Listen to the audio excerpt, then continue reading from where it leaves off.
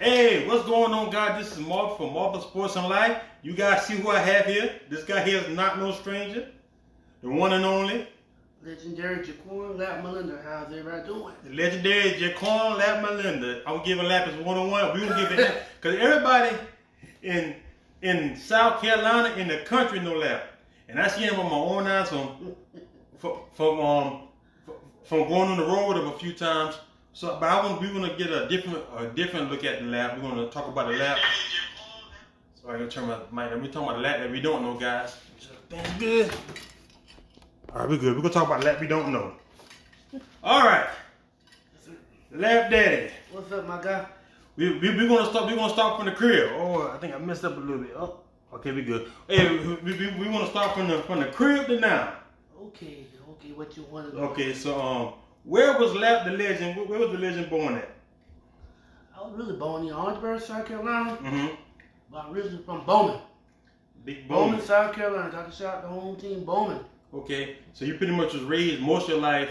So where would you say so your early, like from baby to like elementary was mostly in Bowman? Bowman. Okay, so how was that growing up as a kid? How was it growing up in life with Lap as a kid? Yeah, a lot of people know these stories because this guy. I say it was like I said, everybody had these. I ain't gonna say everybody had it, but it was good and bad, you know, okay, and stuff like that, man. You know, what was good and bad about it? I used to get teased a lot when I was younger. Okay. And you know, but now we're older. You know, we can look back at it and laugh, and you know. Mm-hmm. And you know, like I said, that's my hometown. I represent Bowman, and you know, that's where I started from. Mm-hmm. Went to Bowman Elementary, mm-hmm. and He talking about went to Bowman Elementary. Okay. I left, I think, in 4th grade. Okay. You left Bowman and went to. That's when you transferred to Orangeburg School. Okay. I went to No, I think one of the grades. I think Fort Barfield, one of the grades. Then I went to Nix. I went to Nix. Then went to Brookdale Middle School. Okay. Yeah, started off in Clark. Okay. Clark. Okay. Yeah, Clark. Okay, yeah. Clark. Yeah. Yeah, William J. Clark. Yeah. Okay. William J. Clark. Then hit it to Brookdale. I was like in between right there. That was the fun. Okay. Fun So I got to put. So when you was in Bowman, who was it in the house? Was it you and your mom? Just you and your mom, or who was? It was me, my mom, and my uncle. Okay. And so that been the steady rock from birth. You want to talk about your old man or relationship with him? Know him. Okay. How he passed. Okay. I always heard about him, like Temptation. Okay. I was, but I always heard about him. Okay. And you know, I met him when I got rolling. Okay. You know, that's how they happened. He passed. You know, all that stuff. You know, but. So you met him on the road doing what? I was with this gospel group. I was playing for Tommy Elson and Singing Stars. Okay. I met him doing them. That's how I met him at a gospel show. Okay. You know. And the funny part about that gospel show, I was at that gospel show with you. Yeah. I was at that gospel show when you actually met your old man. Yeah. And I looked at him and said, that's Lap there. I said, I can see that Lap. I said, no problem. So we know you got picked on a lot of elementary school. So was that the reason why you left Orangeburg? That's why the reason why you left Bowman to Orangeburg, or was it just more so like educational purposes? A little bit of both. A little bit of both? Yes, a little bit of both. But like I said, it's all love now, you know. Like I said, we was all kids and we was all younger. And you know, like I said, everybody's older now. So we just look back on the laugh, but like I said, maybe into a better person than who I am now. Okay. Because all those guys now, they definitely show love. Everybody know. Because see, the funny part is, I went to Bowman for a little bit. Shout out to them guys. Boy, I went to Bowman 3rd to 5th grade. So, because we all know the same people. Yeah. Everybody you know, I know. Yeah. From Bowman to Orangeburg, we all know the same people. So, everybody know you from being on the keyboard. So, when did that start? When did Lap get introduced to a piano or organ, a keyboard? Or when did that start? I really tried to play guitar. Okay. My mom's she started me off. I was very heavy in the church, you know. Still is, you know. Still in the Lord. Yeah. And like I said, I was really like into like going to gospel quartet programs and stuff like that. You know, I used to always go to Harry Gold Band anniversary.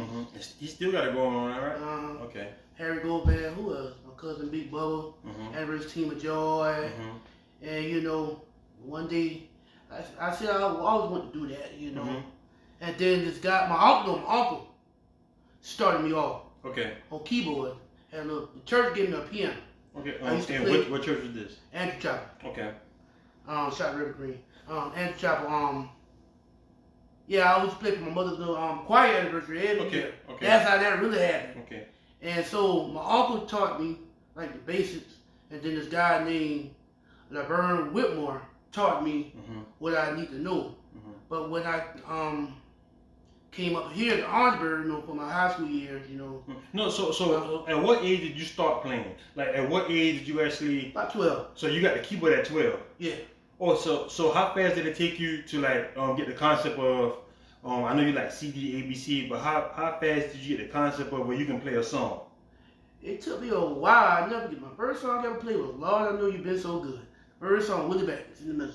Nah, that's a big song to be your first song. I never get that one. So that was your first song you learned how to play. And you learned how to play that with Whitmore help. What did he do? He showed you what he used to do.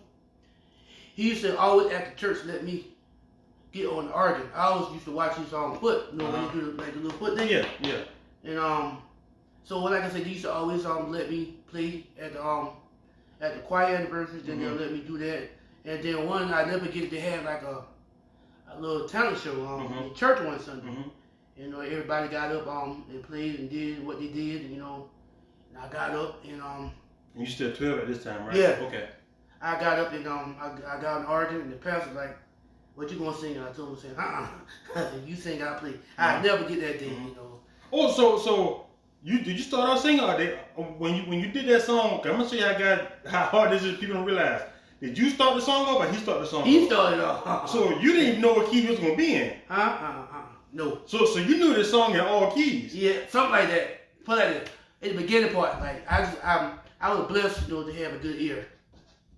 You know, that's how they know. Let me tell you, he kind of exaggerating a little bit.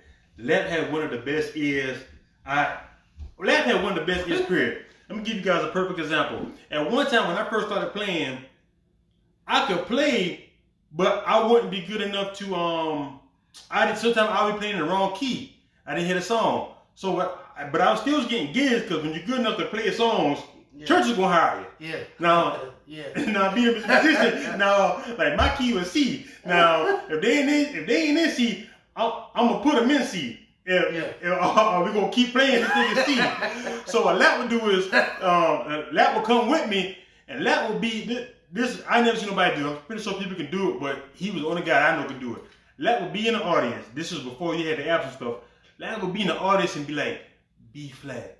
And you still doing that? I remember that because that made me start learning C sharp. You in the wrong key. E flat, E sharp, E, F. I said, man, that guy good. But see, now my ear got to the point where I know what key you in, but I'm not like Lap. I just can't hear it and go to it. I use the keyboard to get to know where you in, but his ear was that sharp. So your ear always been like that pretty much from the jump. And so how your ears like that just naturally, or you think it was something? I think that my mom always told me it was natural. Okay. Now the keys thing came my keys that came later on because I always used to watch Harvey Watkins from the Camp Spirituals. Like he'd be like, what song he always sing? I mean, okay, give me an E. Okay. He's like that was the first lead singer I ever seen call his keys out like that before. You know. Yeah. He started singing.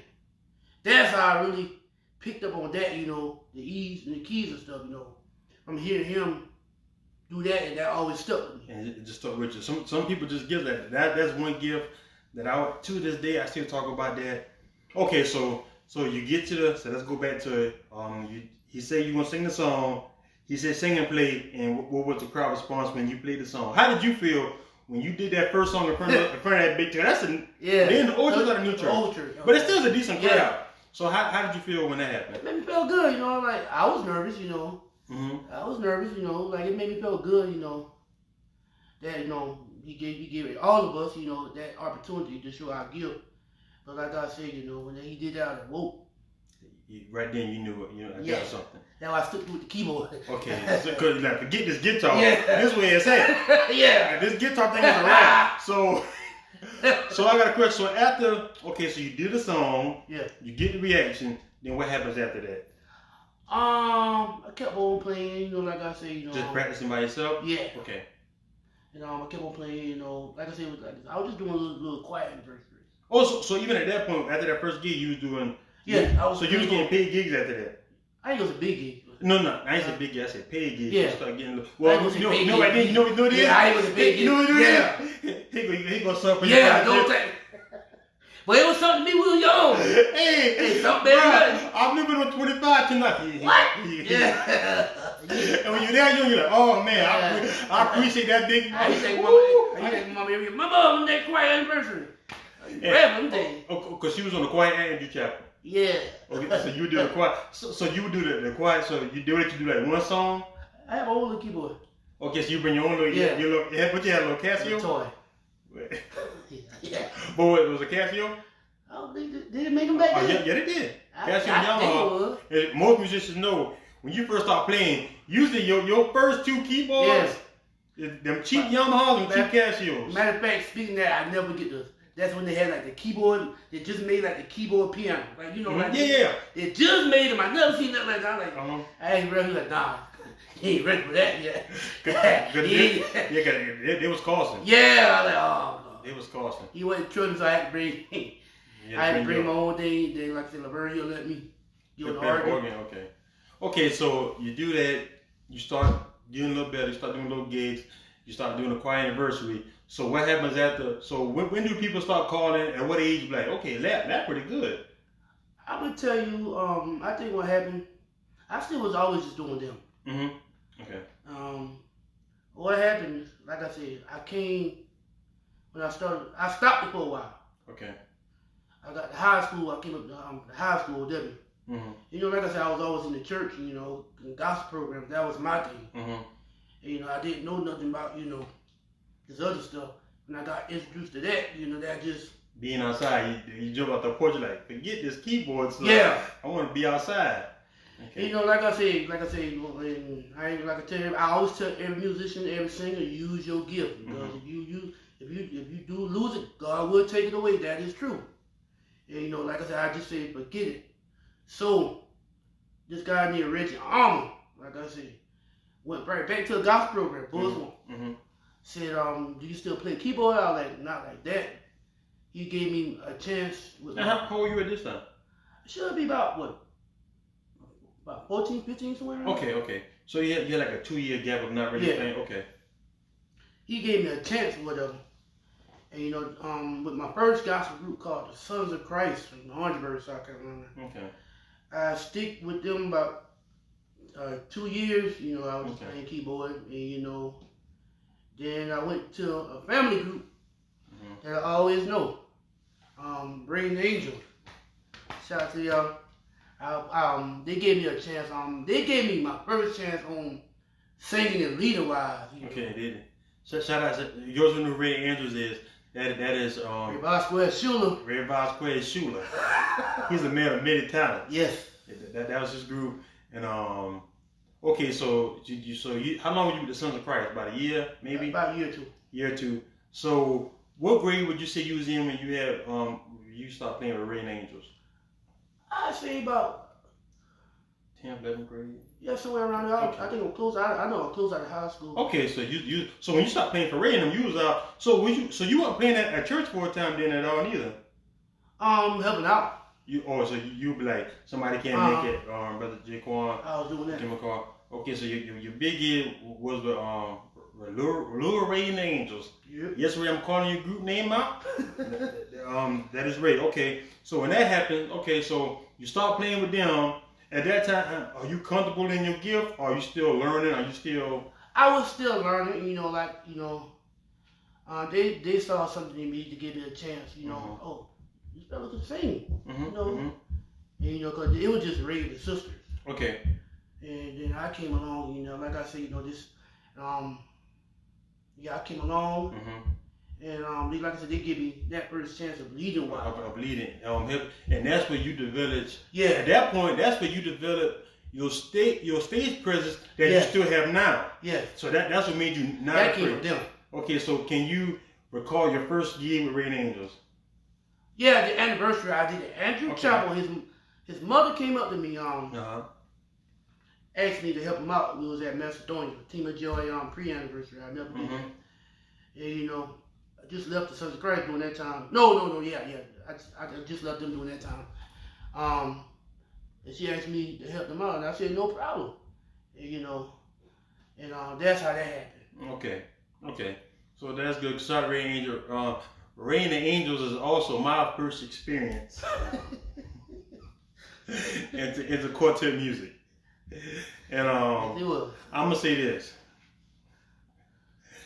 To do quartet music, you got to love it. Yeah. You cannot be in it for the money. If the money comes, it's gonna come. Yeah. But that is one thing quartet music like a rapper's grind. And when I say that, I mean like you got to hit them roads. You got gigs every Sunday afternoon at church. You got gigs on Saturday and Sunday. And you know what you probably gonna get? Oh man, we're gonna thank you for coming. And God forbid you be at the back of that program. God forbid they put you second last for that program, and you got to be there. Cause some people they get on that stage early. Sing my song, I'm out of here. You know, gotta be there what time program start at 4. Gotta be there at 2. Yeah. And the program not over to 10. I'm not even exaggerating either. At 10. So okay, so you stop playing Raining Angels. You're getting better. So when does the first church call you and say, Brother J. Cole, we want you to be our minister of music? How long after that process? About a year to that. Okay, and what was that first church? I can't remember the name of it. I was playing at this church in Branchville. Okay. In Branchville for a little while, man. I'm with my cousin Tamiko Mack. Yeah, I was playing at that church in Branchville. Okay, I remember that. Then we left there. How long did you do that? How long did you be at that church for? Yeah, that about a good 2 years strong. Okay. Then we left there and went to Dorchester. Okay. Went there for 2 years. Yeah, I did go. See, I've been on that so long. He think I forget about these churches. So yeah, they do. How long they Dorchester for? A good little while. But wasn't that on the rail? Rebel. Archie. No. Okay. We about to get that's next. Okay. So you do Dorchester. Then we go to Manning. Okay. Manning, South Carolina. We did that about a good while. Okay. And that was under Archie. But at this point, right now, you laugh. You playing, you know what you is. At this point, you don't need no kind of, you believe in yourself. Like you just going, you just playing every Sunday, ain't no big deal now. But you're still playing Raining Angels also. That's when your weekends are fully booked up. Yeah. So you playing on, let me tell you something, guys, this quartet grind. So you playing on Saturday somewhere, playing at church on Sunday, and most likely 3 times out the month, you got to do a Sunday gig. So you're feeling good about that? Yeah. Okay. So now we go from there. We go to Dorchester. Lap is doing this thing. Lap with Raining Angels. Now, at this time, I'm already knowing you making your name in the quartet circle. Now, what happens to where you get that phone call from Tommy Ellison and the Legendary Singing Stars to go from what they call as loc, no disrespect to nobody, but you know what I'm telling the truth, to what they call from being a loc to hitting a national stage. How did that happen? Which is one of your idols previous before that even happened. That's amazing how God worked that out for you. So how you get that phone call? Like I said, that was always one of my favorite groups of growing up. You know, I always wanted to be like them. And so one day they was performing down here, in Santee, South Carolina. And I always knew they always get to the program early. That was their thing, you know. So I rolled with my friends, you know. I always wanted that, you know. That was Tommy Ellison Singing Stars. And so I always knew Sam. Sam and Dennis. I always knew those two. You just knew them just from being a little kid, just from the quartet circle. Yeah, like I said, my mom was taking me around to the program stuff. And, you know, I always say, I used to see these guys on YouTube, like, was it watching Everybody watching like the YouTube very heavily during that time, you know. They still watching that. Yeah, you still watching? Oh, heck yeah. okay. YouTube took over TV. Yeah, I was about to say that. Okay. I'm looking at all these people like Daryl McFadden, the Cans, Christian Airs, Doc McKenzie, Slim and the Supreme, all these people, Keith Wonderboy Johnson. I'm like, man, I want to be like that one day. I always say that, you know. And like I say, I gets to the Sam give me a shot. He rehearsed me that first day. So you're not even going for her. You just going there just to get there early. Yeah. While you're there, he's like, hey. No, I walked up to him and I was like, how you doing, Mr. Williams? I play keyboard. You know, I always did ask him, but he'd be like, man, I'll try out one day. And so I walked up to him. I said, hey, Mr. Sam, I got there good early. Never get that day. I got there, the program was at 5. I got there like 2. And so he rehearsed me on stage. He said, all right. I'm gonna give you a shot. I said, okay, nervous. I mean, crazy nervous. Oh God. And so, that's how that happened. So what did he have to play? You remember what you had to play? Or he did I did art. No, I'm saying you remember what song you had to play? Oh no, he did me like they did line up like I think he came on stage. He used to come on stage with Closer, Shining Star. Oh, so he did say. I already knew this stuff. Oh, he like play this song. Play that song. So did you actually play with him that night? Yes. Man, I bet you had been. I'm gonna tell you something. A lot of people don't understand. And I always try to get these certain musicians. I'm a simple guy. Just give me something, whatever I'm doing. Give me something simple. I don't really care about all that fancy stuff. You gonna hit him with the chords. Yeah, I understand. You said you got to change up, which is true. But me, I'm just simple stuff. I'm going in there thinking, you know, just because they didn't really do nothing out the water. Yeah. Just regular simple quartet music. Yeah. That was the hardest stuff to do. You know what, Lab? Let me tell you something about quartet music. And this is the honest truth. Sometimes it be simple because, it's simple when you get to the chord. Yeah. Like 1, 4, or whatever the chord progression is. But they hit you with them in-between licks. Thank you. And if you're not on them licks, you're going to throw the whole song off. That's what happened. Like, it's going to break every time. Yeah, that's what I tell you. Like, the simple stuff be the hardest stuff. Oh, yeah. You got to really know that stuff. But like that's how that happened with Sam, that's how I got in. And so one day, he called. I was at, where was it? It was at work somewhere. He called my house. Mom was like, you got a call from Sam Williams. She didn't know who he was. And this is the thing, guys. For a fella at that time who had no phone, I would get calls about is lap available or where lap is lap available to play. I'm like, come on, now. Yeah. But they call the house. And that was a moment I could never forget. He called my house, asked me to do a couple of programs with him. I said, no problem. The first one I missed the first one. I missed that one.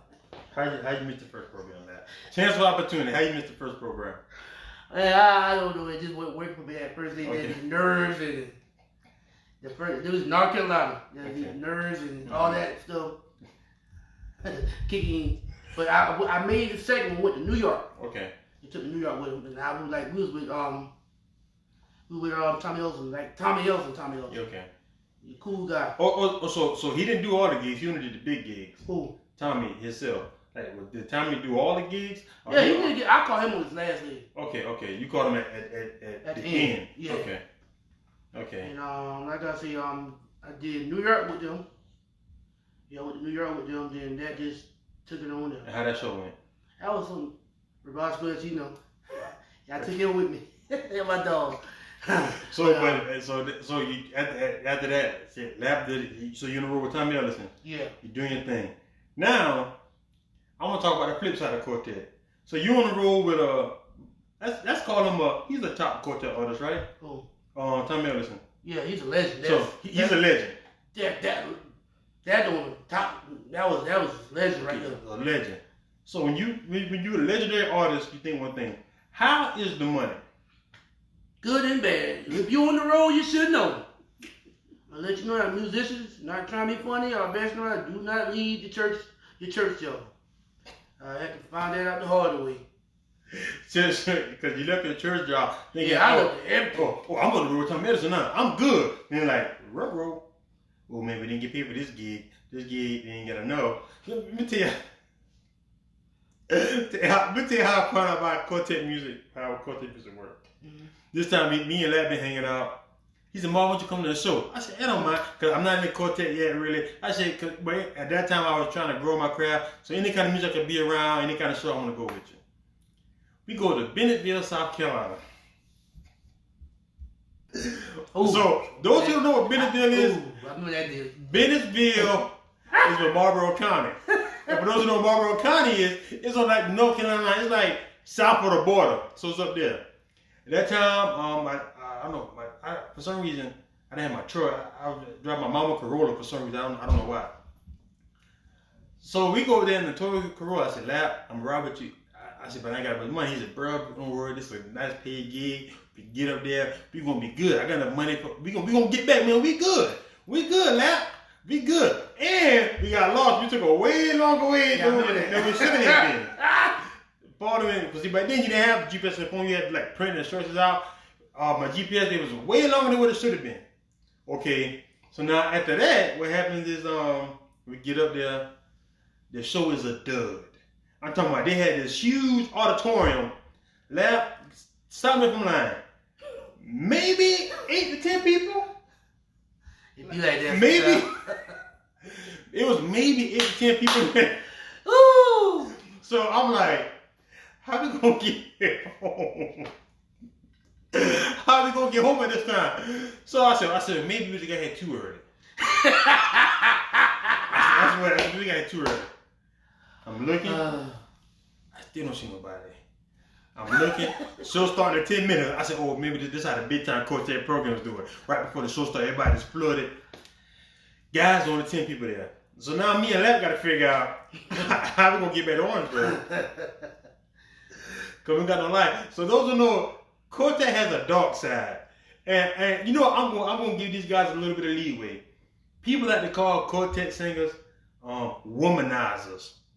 You think that's fair? That they get that people give them the perception of womanizers. Yeah, I like that. But I'm saying, whether it's true or not, that's the perception that people give them.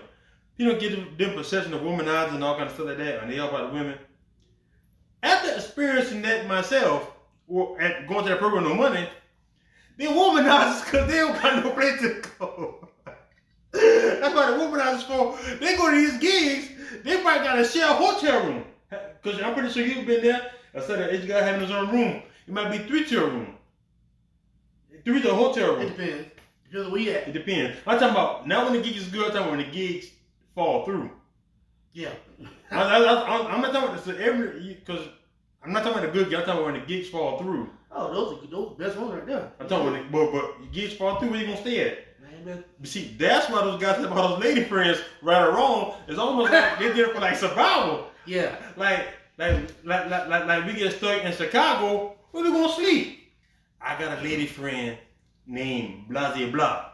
You gotta stay there. You get stuck in South Carolina, I got a lady friend named Blase Blah. Don't feel this need a place to stay, because sometimes the promoters, they ain't got the money for a hotel room. But the ones that's been out there for a while, they know how to survive. No. Like the ones that been out there. Yeah, how they survive? I ain't gonna go to that one now. So it's still the same thing. They're still surviving by the same means, pretty much. So when I started, like I say, it was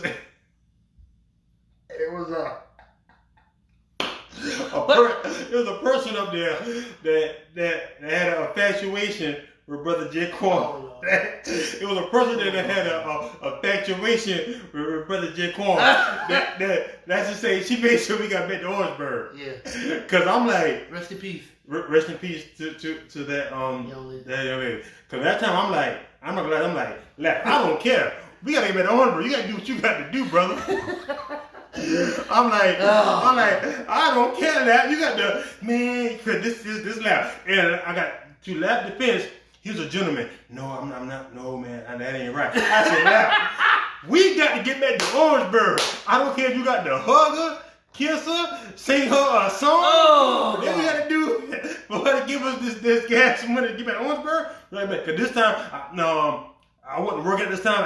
I wasn't no good financial place. Now we would be all right. But back then, I'm like, Lap, go get that money. And I felt like I had to encourage him, Lap, go get it. But you got the money, and we got back to Orangeburg. But I'm gonna say this. But one thing about the road, which I will say, it's kind of good and bad. You got to know what you're doing. If you don't know what you're doing, you're short. Yeah. And you know, like I said, I was new. I didn't know nobody, but like I said, till I got to know people. You know, like you said, you know, till I got to know people, I figured this stuff out on my own. Yeah. You know, you didn't have to know depending on this or that person and whatever stuff. But like I said, I still look back on and say I was blessed. Yes. You know, to do that. Like, you come where you going? Oh man, I'm in California. You in California one time? Cause you got to travel the world, doing what you love to do. And they took me all over. You know, Montana, I was blessed. Yep. I was blessed. Like I said, it was good and bad. You know, like I said, you know, but I still blessed. You know, that they gave me a chance. They give you the opportunity to be great, and you took advantage of the opportunity. Okay, so when did you get off the road with them? It was about 2011. 2011. I remember like Lap would be on and off. He would do like spot gigs and stuff like that. Cause that's when I got in a quartet. Let me tell you guys about my short. Lap still in quartet. You still do it? No, not as much as you used to. No, not like that. I used to. Lap probably had. So what would you say your quartet career was? 10, 12 years, 13 years? Something like that. Well, Lap had a 12, 13, 14-year career in quartet. I had a 2-month. Call it that. I had a 2-month. Call it that. I had a 2-month career in quartet. But let me tell you what I always give credit for. And I always give credit to Ray and the Angels. Now, I give credit to Ray and the Angels. Because one thing, and I told Ray this to his face, and he know this. One thing I liked about them, any church musician know, when you are a church musician, you play selfish by necessity. Yeah. You play selfish because you have to. You have to play bass line, you have to put piano on top of the strings with an organ. So you play selfish by necessity.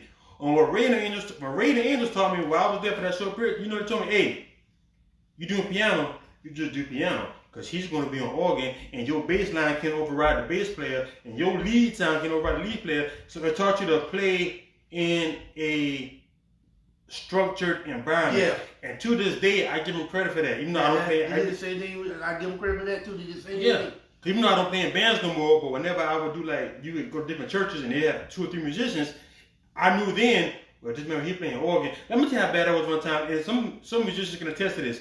Even if you don't have a bass split, I'll be running a bass line piano with a bass player there. That's stupid.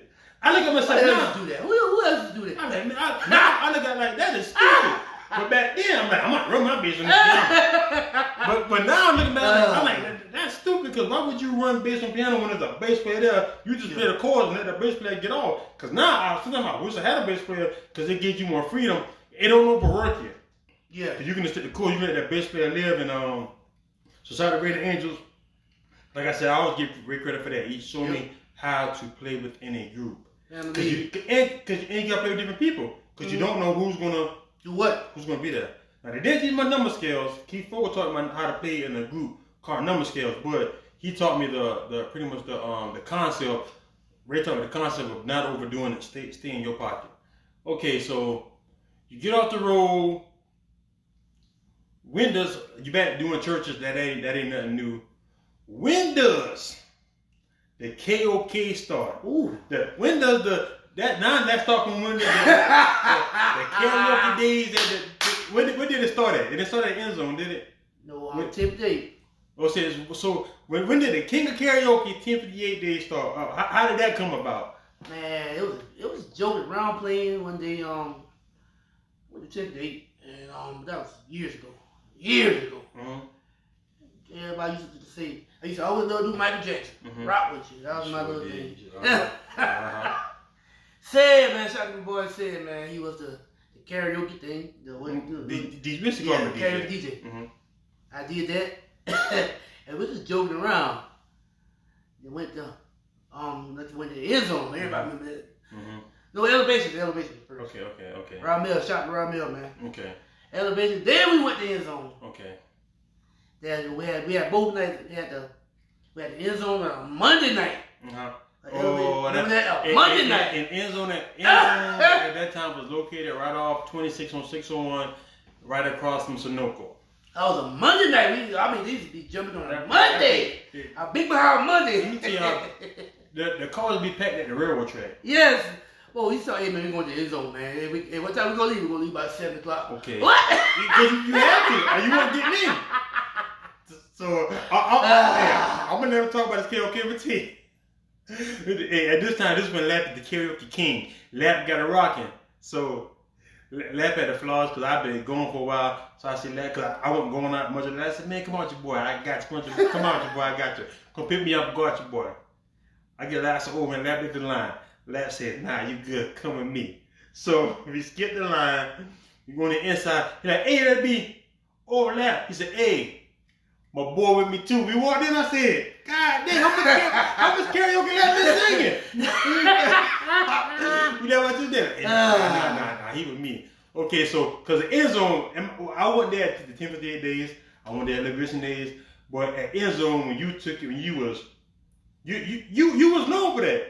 You was Lap, you were known, because you already known for Quartet, but then what happened was with the karaoke, then the college kids started knowing you, and the people who wasn't in church, because they don't know about keyboard Lap, they just know about karaoke Lap and Lap being an entertainer.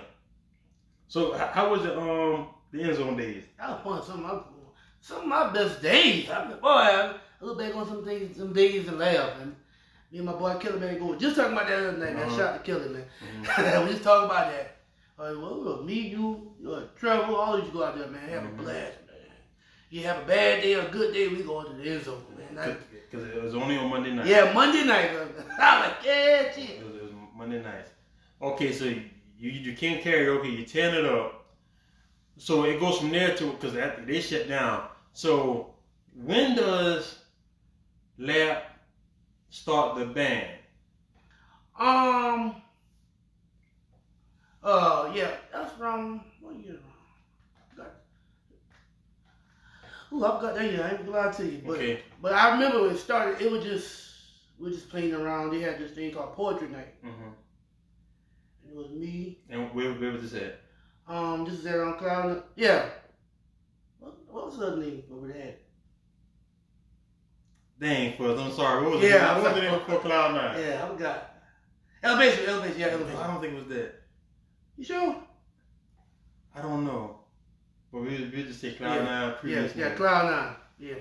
If somebody on here knows the Cloud 9 name before the Cloud 9, just comment below. We'll but like I said, same. It was me. It was me.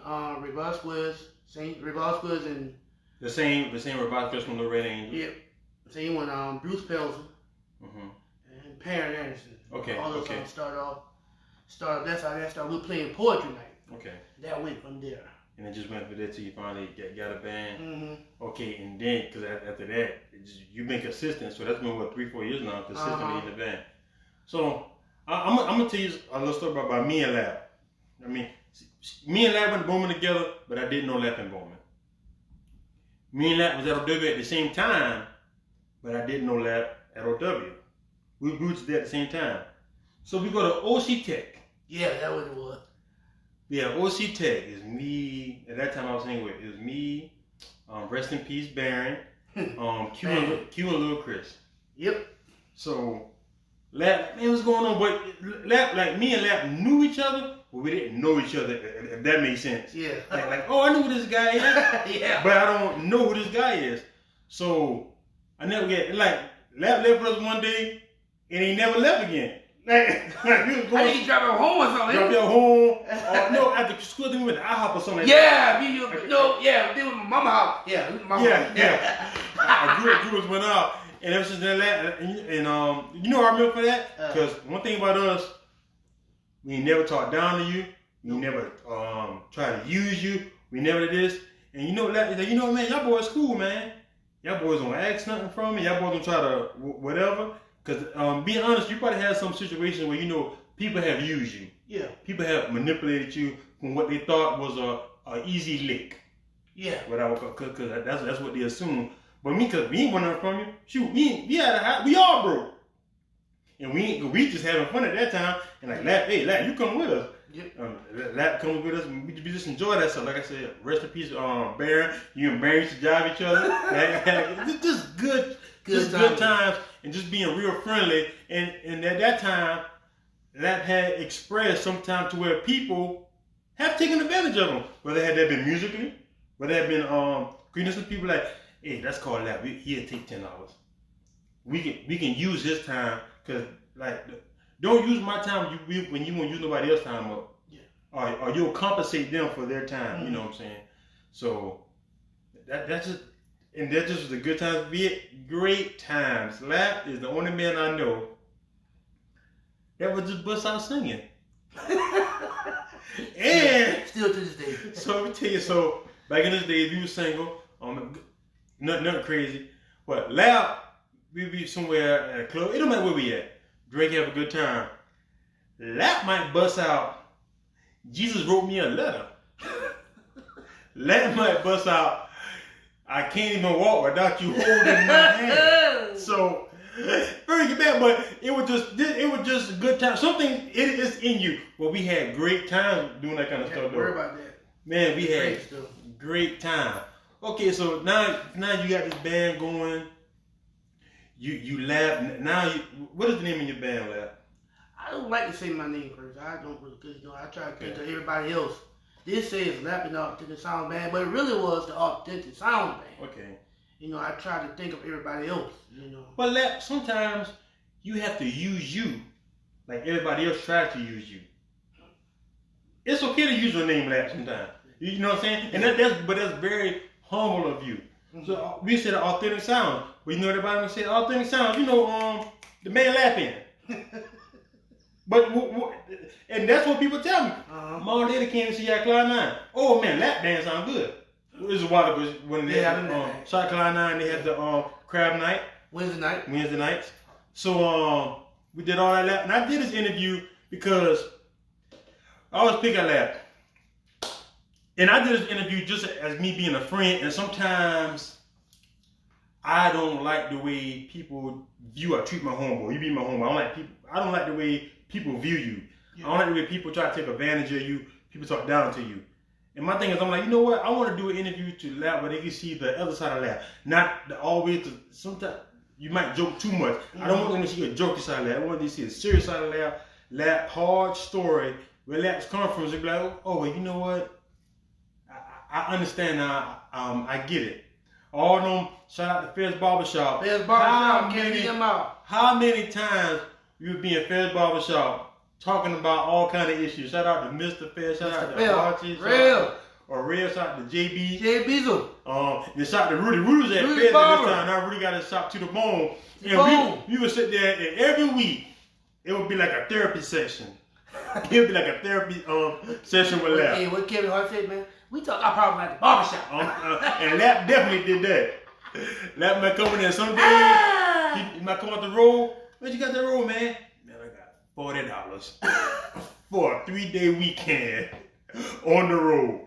What? We talk trash, we laugh about it. Or Lap might have problems like, man, you don't believe such and such play. Like, what happened? So it's just those things. And when they come there, you come invested. And like even I see now, sometimes even musicians, I'm gonna talk to the musicians personally. Who I think Lap hasn't said this is me talking. I think Lap as a musician doesn't sometimes get the respect he deserves because they view Lap in a certain light. This Lap talk, this is me talking, not Lap. And I think they could view him in a certain light. And Lap sometimes doesn't say shut up, or Lap doesn't be as stern as I would like him to be sometimes. Like I said, this is a man who can call out his key in the audience. Some people, you can tell them to go to a D and they still don't know where it's at. I'm not going to say who, but some people you can say, give me a D, and they don't know where the D is at. So just shut your mouth. If you can't do that, come on now. And this man, faithful. Now sometimes when it comes to music, Lap will get on your nerves. I got to be fair with that. Hey, run that back. Take some of that stuff off. Take some of that, I don't know what you put on that thing, but take a little bit off it. But that's just Lap being Lap. That's just Lap playing. That's just good. Everybody has a different style. That is Lap style. That's just me venting to some people who sometimes I don't think you get the respect as a musician. That's just me talking. Some things you do have done on your own to make it not better. But nobody can ever say, when it comes to straight music, nobody can ever say Lap can't play. Nobody can ever say Lap don't know his stuff. Nobody can ever say Lap don't know his keys. You know what I'm saying? I want to talk to that. See, I'm what they pick at me. I don't care. I live in mine. I am what you call a transposer. I transpose the mess out of it. And this guy, no, he just started doing that because he got lazy. I'm not a transposer. Lap will ride me about transposing. Look at you, lazy. Look at you, lazy musician. Look at him. Oh, look at me. I want to change. I want to transfer everything to C. Can't give him no organ. So Lap, he gave me a hard time about that. 4 years later, boy, I ain't gonna lie, man. That transpose kind of got me, man. Yeah, I never get how that happened. Eat church one day, man. Messing around. That's how I got boom. I'm trying to get out that habit though, but like I said, that's opposite. Yeah. But you still, but definitely, you still can play in all your keys. Yeah. You still. Well, most musicians know what key somebody in. Well, I'm not say that because I think we give a lot of people credit. Some people are just gifted, but they don't know as much as we think they could or should know. Mm-hmm. So I think that's fair to say also. Yeah. So before we wrap this thing up, let me have an event coming out. You want to tell the people about? Yes. Saturday, September the 26th. Mm-hmm. Doors open at 4. Cloud 9. We taking it back home. We couldn't do it back in March because of this pandemic. And for those who don't know, every year since it's been going on, Lap Party bring the city out. Lap Daddy birthday party brings the city out, and that's a fact. And you can't do it this year because of the pandemic. So tell them again. Well, I'm gonna do. Party. Well, my homeboys, Trevor Sweat, shout out to my brother from another mother. Mm-hmm. Him and Weldon gave me that idea. Mm-hmm. And my homeboy Webster Mountain, about this idea, and I just wanted to let the people in the band know, that helped me out. Show their gift and talents. That's what we doing. I'm doing it like a concert. Put it like a concert. Okay. Clean music.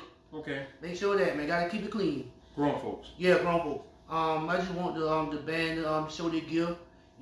You know, I got some talented people with me. Got some talented people with me and stuff like that. Mm-hmm. Shout out to Marvin Albright. Our dog right here. And he be hard on me too. I do be hard on him. Yes, he do. I be hard on him because Lap underestimates himself a lot. But the thing about Lap, when he doesn't know something, he doesn't pretend that he knows what he doesn't know. But some things he just overthinks. Yeah, you're right. Some things you overthink. Sometimes, like this was with the whole even with the karaoke thing. We go to karaoke, and there was some guys who sing better than that. Whoever those guys are, let them guys be whoever they are. You do a karaoke, it's tons of people there. But the thing they didn't have, Lap is a top-notch entertainer. So like I tell Lap, what he lacks in what most people might call vocal ability, he makes up in entertainment. But even with the vocal ability, that's still it's still in the eye of the beholder. Because she's going to be on key. She's going to stay in this thing. Lap got all those things checked. Because some people might say, oh, you don't sound as sweet. But guess what? I can promise you, Lap going to have the crowd up. Lap going to have them rocking. Fellas, hey, give me a thumbs up because I'm going to cut this thing off. Lap is the only man I know. A man can walk in his house from work. Oh, no, God, no. See Lap on the couch. And be like, hey, what's going on, Lap? hey, what's going on, Lap? Let me tell you what, guys, and I'm being facetious right now, but I've seen my own Lap at the table. It could be a young lady there. Hey, what's going on, girl? How you doing? You know what I'm saying? Hey, I'm Lap. She be like, her husband walk behind Lap. Lap, you know it's my girl. Oh, I'm sorry, big dog. Ain't no problem, Lap. Ain't no problem, big dog. Go ahead and sing something for her, though. Hey, Lap again, me sing to her. And I love you. This for him, though. I'm not saying I love you. I'm singing it for him. After he started to holler at her, she be like, you know, that's my husband. He be like, oh, what's that husband, Lap? Oh, let me talk to him. Hey, Lap. Hey, man, come on, that's my girl, man. Hey, how you doing? He was the only guy she had that ability. People like, oh, that just laugh. But it was always in fun, always a good time. Like I said, I went through this interview because everybody laughed and never met a stranger. Let me give y'all a perfect story. One day, I think it might have been Thanksgiving. It was Thanksgiving. I don't know what's going on. My mom didn't do nothing, so I went down to Allendale and Estoline to visit my granny, and we had Thanksgiving down there. Lap has never seen them before. They don't know Lap. By the time that day was over, Lap out there singing songs with them, hey, and oh, and they loving them. So what's so funny is when I say Lap, they thought I said Larry. Larry. So they've been calling Lap Larry the whole time. But I'm not paying attention because I'm not in my family. Yeah. Larry. I went along with it. I think, okay, I'm Larry today. So we down there, and I'm moving around because my family moving around. So, but Lap is so comfortable, Lap with them. So I'm not going. I come back, I hear him saying Larry, Larry, Larry. I said, why come Larry name Lap? Lap said, forget it, I'm Larry today. I'm Larry today. They just had a good time, and they always ask about him. Cause even down there, somebody like, hey, don't you see that? Yeah, I sing with Tommy Ellison. What? You know all them, and you know all that. He never met a stranger. But that was so funny. Lap said, hey, Ma, leave it alone. I'm Larry today. And he was Larry, but they took care of you. But like I said, that made me like crazy. Lap just has that kind of personality where wherever he goes, you stand out. You stand out, and sometimes you should never, and don't let people try to make you dim your light. Yeah, because you laugh. Now sometimes you might go to extreme, but don't never let nobody dim your light from being loud. Because you are who you are. People love you because of who you are. So you don't let people dim your light, because sometimes it could be jealousy now. Sometimes it's haters. I'm gonna say sometimes you have people. Sometimes people give you critiques, but it's really hate. It's a critique hidden as hate. I'm gonna give them a critique, but I'm really just hating on them. That's really all it is. Now a real critique, you can tell the difference between a critique. I'm gonna get shout out to a guy named Keith. Keith will be on me, but when he on me, I know where it's coming from. Yeah.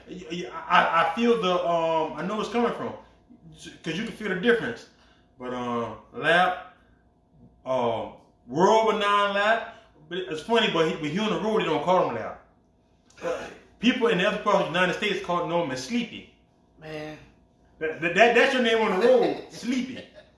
Shout out to Dennis Bowles, rest in peace, Dennis. He gave me that name. Yeah, and for those who know Lap, they know why they call him Sleepy.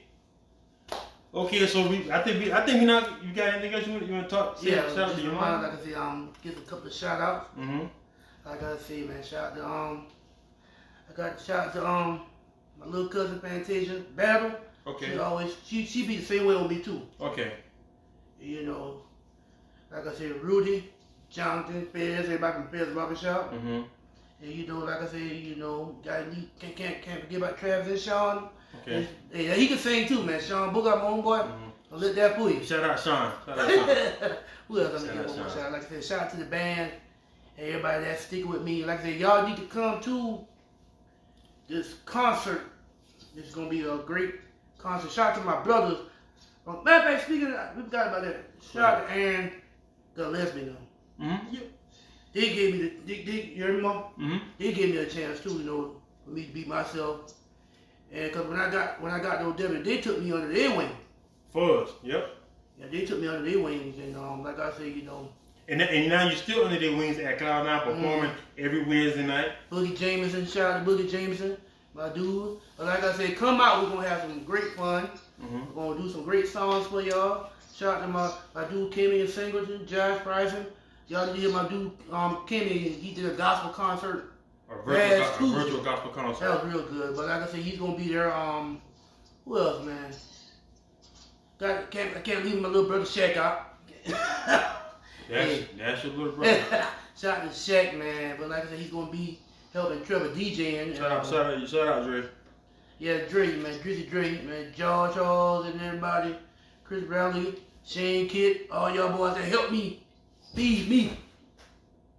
I love y'all. But like I said, September 26th, 4 o'clock. 4 o'clock. Come out, man, and listen to the beautiful sounds of all. This sounds gonna have a good time. Good time. And where's it gonna be at? Cloud 9. That's it, baby. Hey. Cloud 9. Yeah. September 26th. 4 o'clock. Be there, be square. Day party. Leave that drama at the door. Thank you. Everybody come in and have a good time.